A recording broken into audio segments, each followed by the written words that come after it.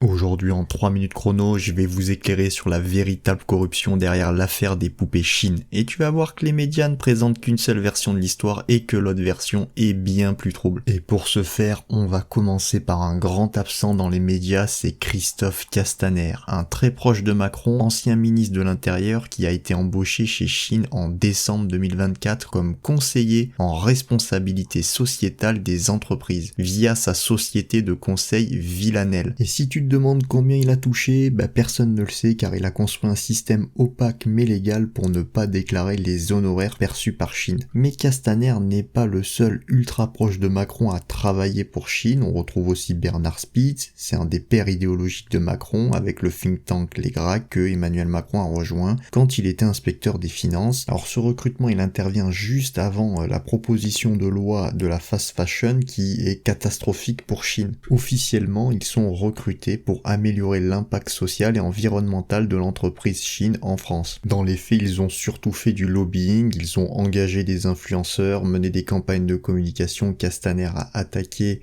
cette loi de manière assez fulgurante et a été aussi protégé par Emmanuel Macron, mais surtout Bernard Spitz a rencontré discrètement des figures politiques importantes, par exemple Yaël Braun-Pivet, présidente de l'Assemblée nationale, pour discuter des intérêts de Shein. Et ce lobbying a un peu payé parce que ils ont réussi à diluer la loi, des suppressions de pénalités financières, abandon du système bonus-malus, etc., etc. Mais le 27 mai 2025, les ONG, les Amis de la Terre et l'Observatoire des multinationales ont déposé un signalement officiel auprès de la Haute Autorité pour la transparence de la vie publique. Et ils ont surtout démontré que Christophe Castaner n'a jamais déclaré Shein par son entreprise comme un de ses clients. Ce signalement a transformé une opération d'influence en un scandale politico-légal potentiel. La proximité des lobbyistes avec Macron est devenue un problème pour l'Élysée. Donc on se retrouve avec Macron qui a un gros problème sur le dos. Il y a 3 proches de lui qui ont réussi à influencer une loi. Il a publiquement aussi défendu Castaner lors d'une interview. C'est pour ça que les macronistes sont en train d'attaquer de manière extrêmement violente Shein. C'est pour se défausser. C'est pour prouver que Emmanuel Macron n'a rien à voir avec Shein. Et c'est pour ça qu'une autre très proche d'Emmanuel Macron, Amélie de Montchalin, est en train de faire une énorme opération de communication pour laver les mains de la Macronie sur cette affaire. Alors que des proches d'Emmanuel Macron ont tout fait de manière opaque pour que cette loi ne passe pas. On arrive à la fin de cette vidéo, merci de l'avoir regardé en entier, n'hésite pas à poser tes questions en commentaire ou à publier un commentaire et à t'abonner.